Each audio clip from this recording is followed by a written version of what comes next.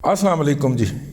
मियाँ नवाज शरीफ साहब की जो ताहियात नाअहली थी वो अदालत ने आज उड़ा के रख दी। 7 अरकान के ऊपर मुश्तमल फुल बेंच था जिसमें से 6 जजेस ने अदालत का जो ये हक़ तस्लीम करने से इनकार कर दिया कि वो आइन को अपनी मर्ज़ी के मुताबिक इंटरप्रेट कर सकती है, बल्कि उन्होंने ये करार दिया कि जहाँ पे आइन खामोश होगा वहाँ पे पार्लियामेंट को ये हक़ है कि वो इसकी वजाहत कर सके कि यहाँ पे पार्लियामेंट की मंशा क्या है। इससे पहले ये इख्तियार जो है वो अदालत ने अज्यूम कर लिया हुआ था कि जनाब हम मामे खान हैं, हम करेंगे और हम बताएंगे कि क्या होता है। आइन को रीराइट करना पड़ा भी करेंगे। इमरान अहमद खान नियाज़ी की मोहब्बत के अंदर पंजाब के अंदर परवेज़ लाई को मुसल्लत करने के लिए वो जजेस, वो 5 रुकनी जज, वो 5 रुकनी बेंच जिनके मुंह के ऊपर आज कालक मली गई, जिसके अंदर जो है वो शामिल अरकान अभी भी सुप्रीम कोर्ट का हिस्सा हैं, उनके मुंह के ऊपर कालक मल दी गई कि आप आइन को रीराइट करने वाले कौन होते हैं। बल्कि 62(1)(f) की जब तशरीह की गई तो ये फुल बेंच इस हद तक चला गया कि अगर जो है पार्लियामेंट किसी मसले के ऊपर अपनी राय दे देती है तो वो राय फाइक और मुकद्दम जानी जाएगी। पहले इस इशू को आप समझ लीजिए, क्योंकि बहुत से पढ़े लिखे लोग और अपने आप को तुर्रम खान कहने वाले सहाफ़ी लोग भी मीडिया पे बैठ के इस वक्त जहालत बक रहे हैं।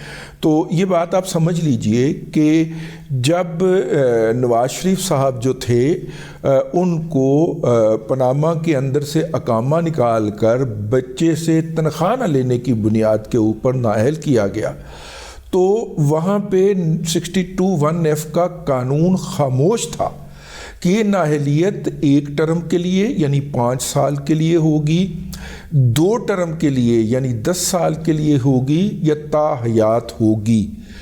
तो अदालत ने मैक्सिमम सज़ा देते हुए ताहयात नाअहल कर दिया। लेकिन वही अदालत और वही जजेस जब उनके पास फैसल वाउडा का केस आया, और फैसल वाउडा चूँकि मालकान का पालतू था लिहाजा वहाँ पे उनकी ममता जाग पड़ी और जनाब उमर अता बंदयाल साहब ने मुंह से निकाला कि ये तो बहुत ज़्यादती है, ये तो बहुत फलाना है, ये तो बहुत धमकाना है। तो उसी अदालत ने उसी कानून के तहत जब फैसल वाउडा की नाअहली का मसला आया तो उनको 1 टर्म के लिए नाअहल कर दिया। यानी ये प्रीरोगेटिव ठहरा अदालत का कि वो जिसको चाहे वो ताहयात नाअहल करते और जिसको चाहे उसे 1 दिन के लिए नाअहल करके कहे जा पुत्र चल कार, कोई मसला नहीं है, घर जाके आराम कर, कल फिर आके तू सियासत शरीक हो जा।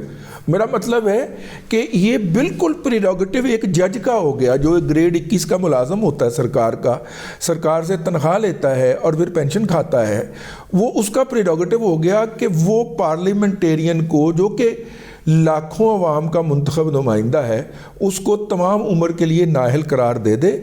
ऐसा हो नहीं सकता। ये नेचुरल प्रिंसिपल ऑफ जस्टिस के ख़िलाफ़ है, जो इंसाफ का फितरी असूल है ये उसके ख़िलाफ़ था।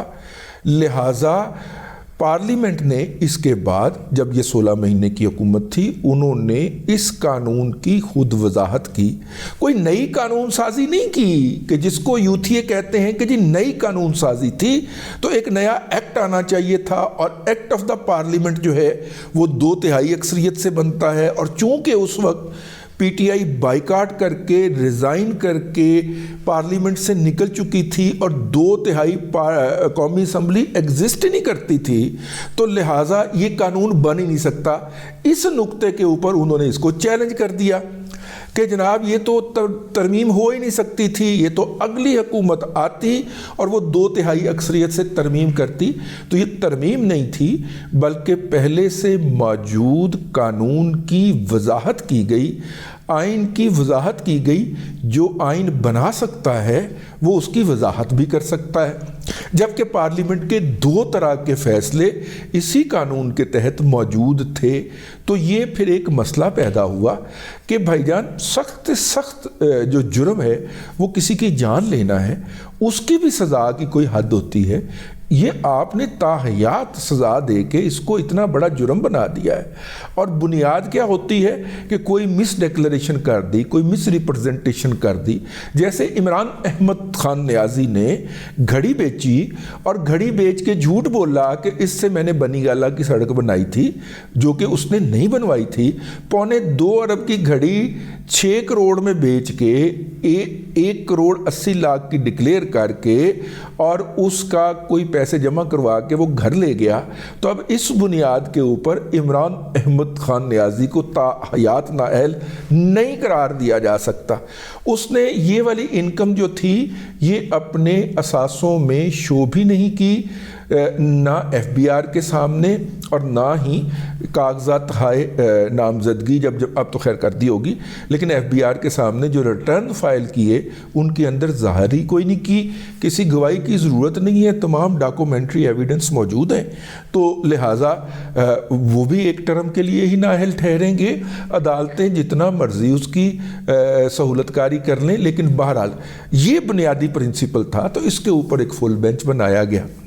اب اس قانون کا اطلاق ماضی سے، بھئی قانون جب بنے نیا تو اس کا اطلاق آپ ماضی سے نہ کرنے کے اوپر پابندی لگا سکتے ہیں، یہ تو قانون بنا ہی نہیں ہے نا، وضاحت ہی موجود نہیں تھی کہ 62(1)(f) کے تحت اگر کوئی شخص نااہل قرار پائے گا تو اس کی نااہلی کی مدت کیا ہوگی، یہ وہاں پہ قانون میں لکھی ہوئی ہی نہیں تھی۔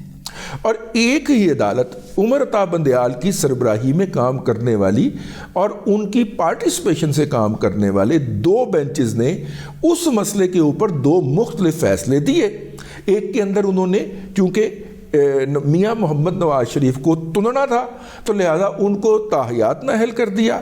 فیصل واؤڈا چونکہ اپنا میرا مطلب اپنا بچہ تھا اور اپنے مالکوں کا پالتو تھا، لہذا اس کو 1 ٹرم کے لیے نااہل کیا۔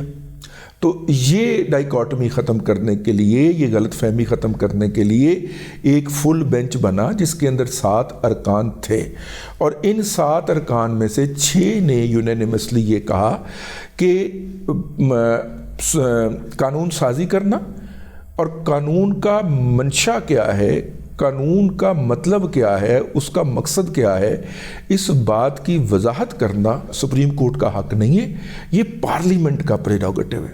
تو اگر پارلیمنٹ نے کہہ دیا ہے کہ نااہلی 5 سال کے لیے ہوگی تو پھر 5 سال ہی گنا جائے گا۔ سپریم کورٹ کے بھلا 1 رکنی بینچ ہو، بھلے 17 رکنی فل کورٹ ہو، اس کی کوئی حیثیت نہیں ہے جب پارلیمنٹ نے ایک قانون بنا دیا۔ اس قانون کے بننے کے بعد جناب نواز شریف صاحب جو ہیں ان کی راستے کے اندر موجود آخری رکاوٹ بھی ختم ہو گئی، جس کے تحت انہوں نے جو ہے وہ 4تھی مرتبہ وزیر اعظم بننا ہے۔ اچھا، یہ فیصلہ جب آیا ہے تو فیصلے کے 10 منٹ تک تو پٹواریاں ہوش ہی نہ آئی۔ پھر میں نے کوئی میسج کیا، میں نے کہا یار کوئی اس کے اوپر کم از کم مریم نواز شریف ہی ٹویٹ کر دے۔ پھر مریم نواز شریف نے ٹویٹ فرمائی۔ تو یہ ہے اب تک کی صورتحال۔ نواز شریف صاحب جو ہیں وہ 4تھی دفعہ وزیر اعظم بننے کے لیے پوری طرح تیار ہو چکے ہوئے ہیں، اور ان کے راستے کے اندر جتنے بھی کانٹے بچھائے تھے اور جنہوں نے بچھائے تھے، کسی کے کہنے پہ بھی بچھائے ہوں، لیکن وہ کانٹے ایک ایک کر کے چن لیے گئے ہیں۔ نواز شریف صاحب اب بننا چاہیں یا نہ بننا چاہیں یہ ان کی اپنی مرضی ہے، ان کے راستے کی تمام رکاوٹیں دور ہو گئی ہیں۔ جاتے جاتے میاں صاحب سے ایک فرمائش کر دیں، میاں صاحب وزیر اعظم بننا ہے انشاءاللہ آپ نے، اور وزیر اعظم بن کے آپ نے انشاءاللہ ہر اس شخص کو چھٹی کا دودھ یاد دلانا ہے جس نے آپ کی حمایت کی تھی، اور مجھے امید ہے کہ خاکسار کو بھی آپ جیل بھیجیں گے اور آپ کے زیر اہتمام گورنمنٹ جو ہے وہ آنکھوں میں آنسو لا کے جیل بھیجے گی، لیکن یار سانو بھی اسے کوٹری 'چ رکھنا جی آپ کو رکھا گیا تھا. ٹھیک ہے، اتنی کی فرمائی تو ہم کر سکتے ہیں نا آپ سے. اب تک کے لیے اتنا ہی. اگلے ولاگ کے اندر پھر حاضری ہوگی. اللہ تبارک و تعالیٰ آپ کو آسانیاں عطا کرے اور آسانیاں خلق خدا میں تقسیم کرنے کی توفیق عطا کرے.